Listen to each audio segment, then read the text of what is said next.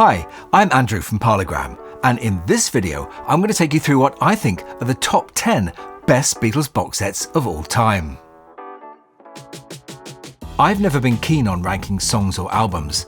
They're too personal, and everyone has their own memories attached to them. But box sets are a different story. They're physical objects, and that means you can compare them in a much more objective way. The content, the packaging, and the overall value. This list brings together all of those elements: sound quality, presentation, rarity, historical significance, and practicality. So here we go, from number 10 to number 1.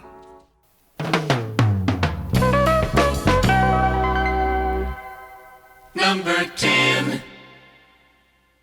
At number 10, we begin with one of the most solid modern highlights of the Beatles reissue programme.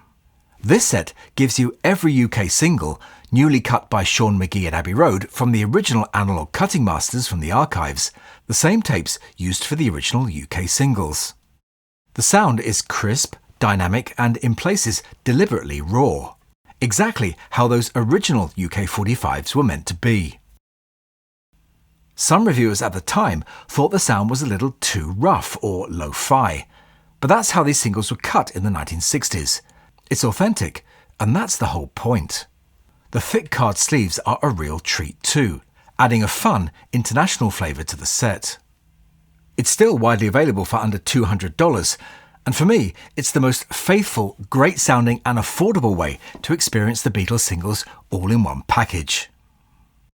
Number 9, number 9, number 9, number 9. At number 9, we have the two Capitol album sets, the most authentic way to hear the original US mixes in both mono and stereo. These weren't reconstructed or modernised. Mastering engineer Ted Jensen used the original dexterized Capitol masters, the ones that made these albums jump out of the AM radio speakers. Each disc includes both the mono and stereo versions of the albums, making these sets even more valuable from a collector's point of view. The packaging is simple but faithful, and although these sets only cover part of the US discography, they remain the closest thing we've ever had to a true, historically accurate Capitol box set. Remember, this 2014 CD set did not include all the original Capitol mixes, but replaced some with 2009 remasters. And if you want that same philosophy on vinyl, the recent 2024 Capitol Albums 1964 in mono box does something similar, although it includes only 6 albums, plus the rather unnecessary Beatles Story LP. A nice companion, but for authenticity, these CDs still have the edge. Number 8. Now, most collectors already have the original 1995-96 anthology CDs, so the real draw of this new set isn't the CDs at all, it's the vinyl. This is the first time Anthology 1, 2 and 3 have been issued together as a proper vinyl box set, and for many collectors, that alone makes it a landmark release.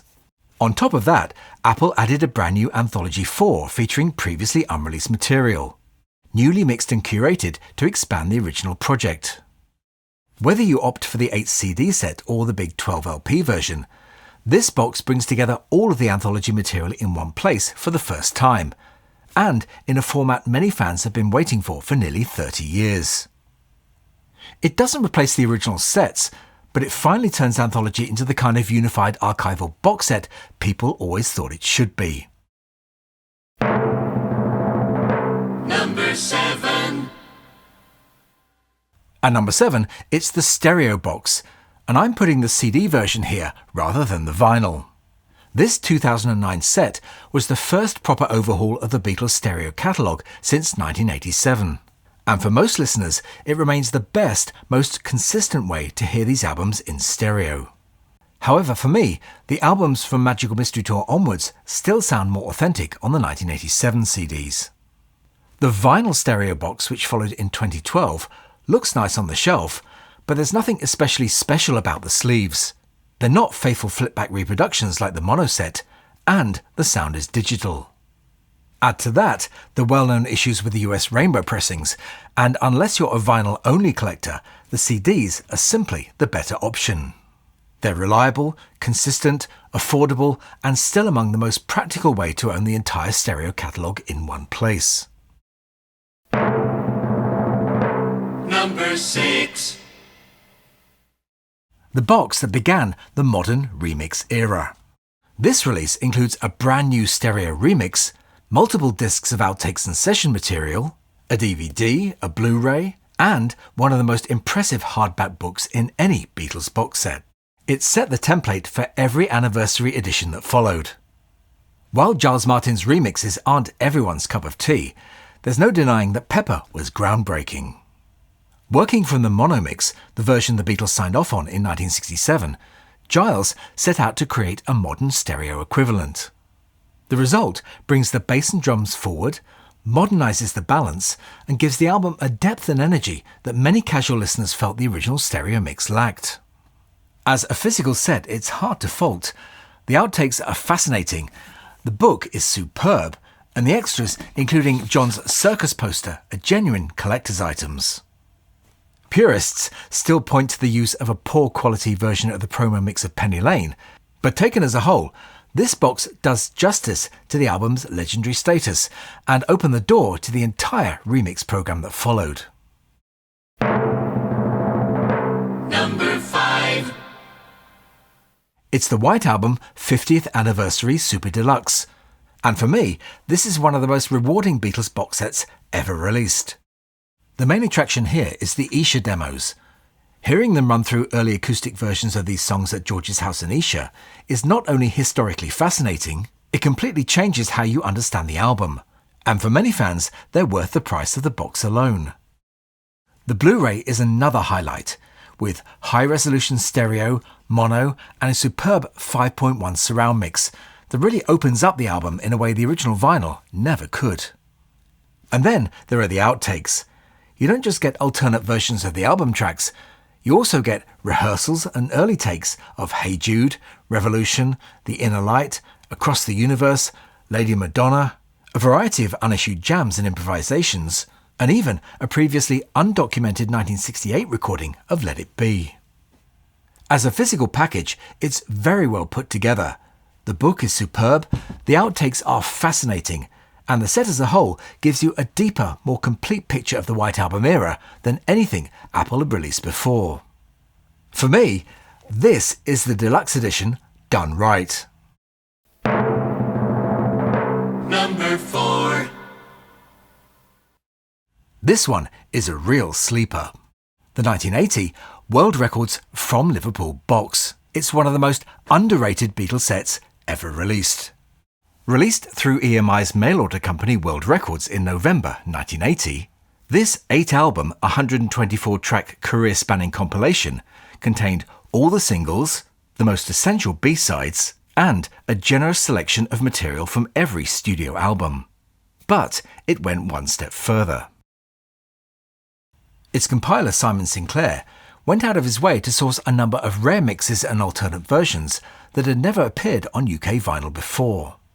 The original Ringo on drums version of Love Me Do, its first UK appearance since 1962, the German stereo All My Loving with the untrimmed hi-hat count-in, a clean version of the Penny Lane promo with the extra trumpet ending, the superb-sounding 1971 stereo mix of Strawberry Fields Forever, and a few more. Another major selling point of this set is the sound quality. Every LP in the UK set was cut by Harry Moss, the same engineer who cut the Beatles' original albums from Please Please Me through to the White Album. His HTM initials in the runouts are a mark of quality, and despite the discs being relatively lightweight, they sound constantly rich, dynamic and engaging, and in some cases better than their BC13 counterparts. Packaging-wise, it's nothing glamorous, very much a budget-minded World Records product, but musically, this set delivers far more than you'd expect, and for years it flew under the radar. Even today it remains great value. Clean UK sets can still be found reasonably cheaply, considering how much unique material they contain. For me, this is one of the few Beatles boxes where collector value, sound quality and rare track choices all align. A genuine surprise and an absolute gem.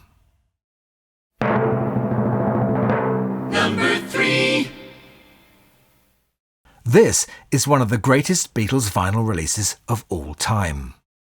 This all-analogue set, first released in 2014 and again briefly last year, offers sound quality that was every bit as good and in many cases better than the original UK mono pressings. The flip-back jackets are beautifully done and the presentation is superb and the book is excellent. But there were issues, especially with the more recent reissue. Some White Album jackets arrived unstuck, and a few albums had factory marks or scratches, including my copy of A Hard Day's Night. But despite a few minor flaws on the 2025 reissue, it's a masterpiece. But it's expensive, incomplete in terms of the full album catalogue, and simply out of reach of many fans today, which is why it stops at number 3. Number 2. A digital masterpiece and the most complete mono Beatles collection ever released.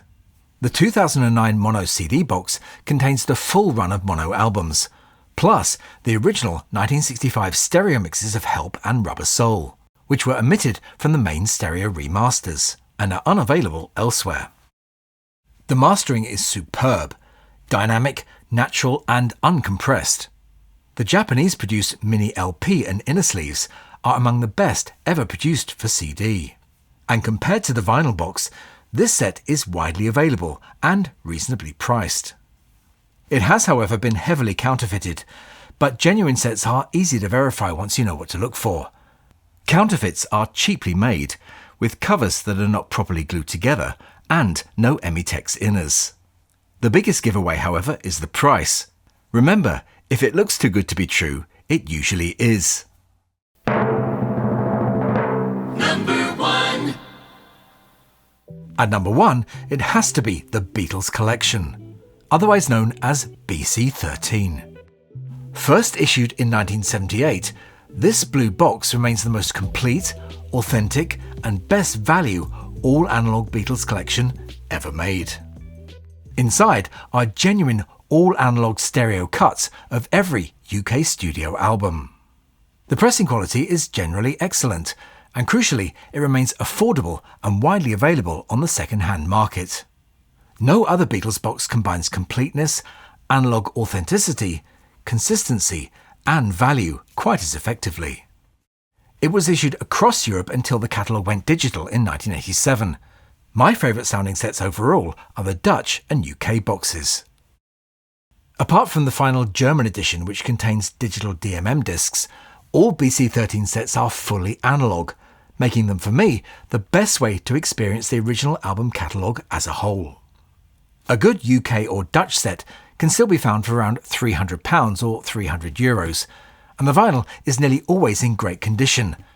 For many collectors, it's all you'll ever need, and in my opinion, it remains the best all-round Beatles box set ever released. So, those are my picks, the 10 best Beatles sets, in my view, that offer the best combination of sound, presentation, historical importance and long-term collector value. Let me know in the comments whether you agree, which sets you own, and which ones you think I've placed too high or too low. We're on a break next weekend, but there's plenty of great content in the pipeline for February. But that's all for this one, so I'll say bye for now, and thanks for watching.